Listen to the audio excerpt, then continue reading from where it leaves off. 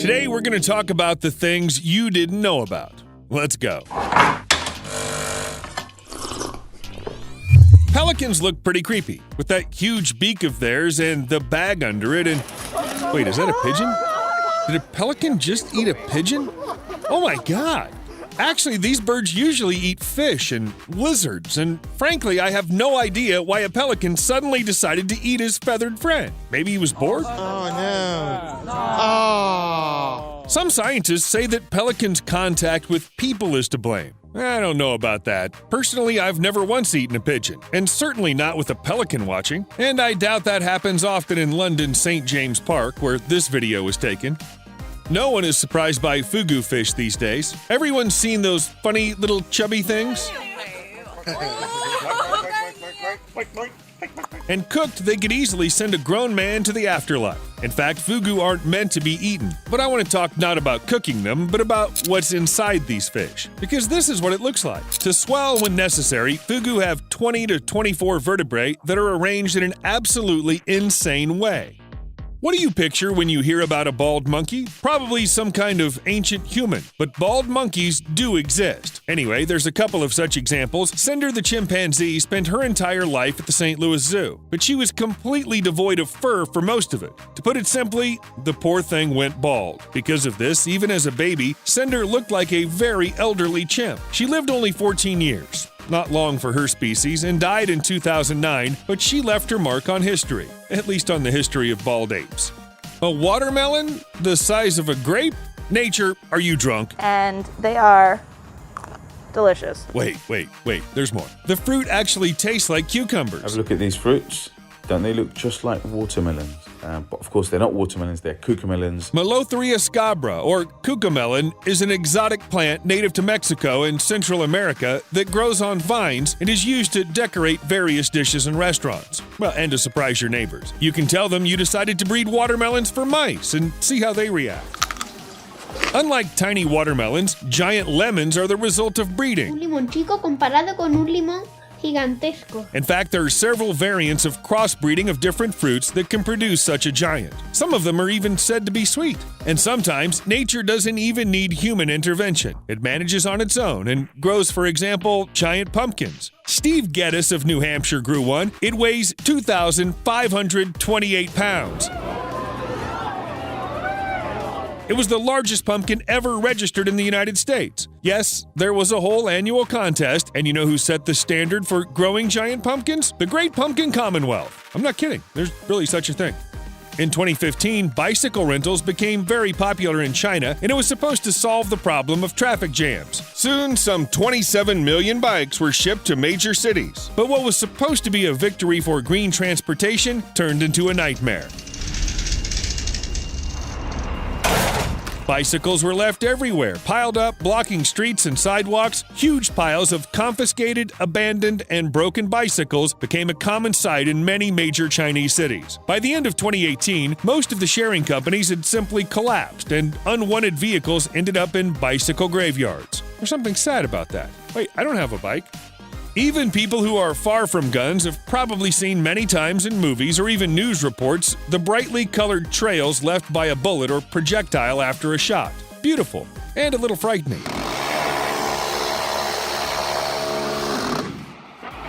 But where do they even come from? Well, it's not a reference to the stormtroopers from Star Wars. That's the effect of tracer ammunition. It has only one purpose: to allow the shooter to see exactly where the shells fly in the dark. If something went wrong, then it allows to correct the fire. You get the idea. More often than not, the shooter alternates tracer rounds with a few regular rounds. You look where you're shooting and you keep shooting. Handy. When it comes to James Bond cars, something like this comes to mind, or something like that. But not a hatchback like the Mercedes-Benz F-Cell, and in vain, because this car can become invisible. Just what Agent 007 needs. Invisibility of the car became possible thanks to LED screen technology. On the passenger side of the car, a video camera was mounted, and on the driver's side, the entire body was covered with flexible LED screens. The cameras broadcast an image on the screens in real time, creating the effect of invisibility while driving. Yeah, a terrible deception for the sake of spectacular advertising. Also, they forgot about the wheels. What do real rally participants do when they can't practice on the track? Set awesome records in car simulators like Dirt Rally, Left 5, into right 6. It's ridiculous. Into left 6, into caution, left 5, over crest, 80 plus junction, turn 12. It's probably even useful for keeping in practice. But just look at the way this guy enters every corner with style. It's like he's a professional. Oh, wait, yeah. I've already mentioned various modified fruits and vegetables, but as a rule, to grow something really unusual takes a long time to conjure up genetics. Few people have the patience. And what for, when you can just buy a special mold? Honestly, it's just an amazing thing. Do you want a Frankenstein's monster head instead of, what is it, a melon? How about a skull-shaped pumpkin? Ooh, double Halloween effect. Special fruit containers are made by a Chinese company called Fruit Mold and sold all around the world. Of course, it was supposed that farmers would use the molds to make their goods disappear from the shelves faster, but let's be honest, anyone would want to grow something like that. Anything very fluffy automatically seems doubly cute. Kittens, chicks, ants. Wait, what? Meet the velvet ant, which is actually a wasp without wings. You better not touch it if you happen to come across it.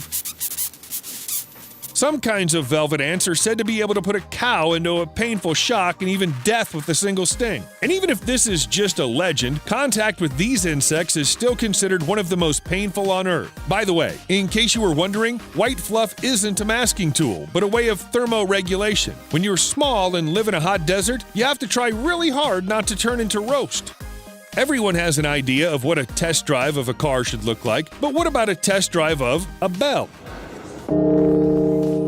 A huge metal thing that could easily stun you. Today, all the calculations for bell making are done by computer simulation, and the only way to find out if the result is, well, if it'll ring, is empirically. For example, right in the pit. And it's now being rocked manually. But on the spot, a special motor will move the thing. High technology, literally. Have you seen the height of some bell towers?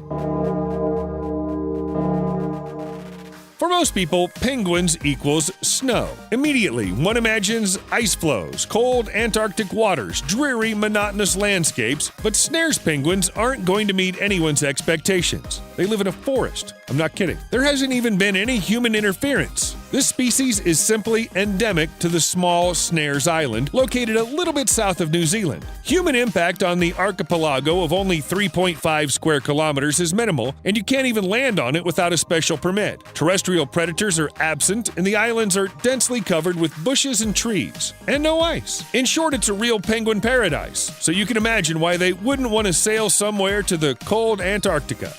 I don't really think anyone needs to explain how a car brake works. Brake pads, brake disc, braking distance, all that stuff. But few people have any idea how much the brakes can get hot when cars are going really fast and hit the brakes. You don't even need numbers here. Just look at what it looks like.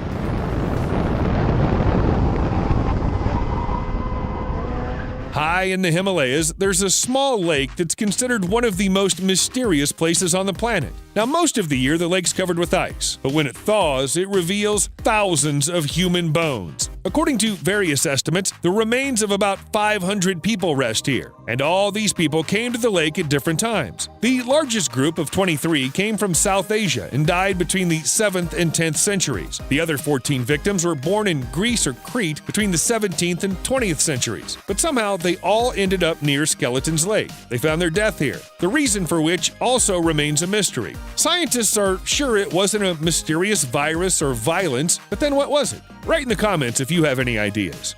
To be a Marine, you have to have strength, stamina, iron nerves, and all that combined with excellent swimming skills, because you have to swim with your hands and feet tied together during training. The training looks really tough, especially for people who are afraid of drowning. Who's not afraid of drowning? Anyway, these guys are okay. They dive in, they do some tasks. Got no words for this. First fact, some sharks lay eggs. I'll give you a few seconds to process this. A little live.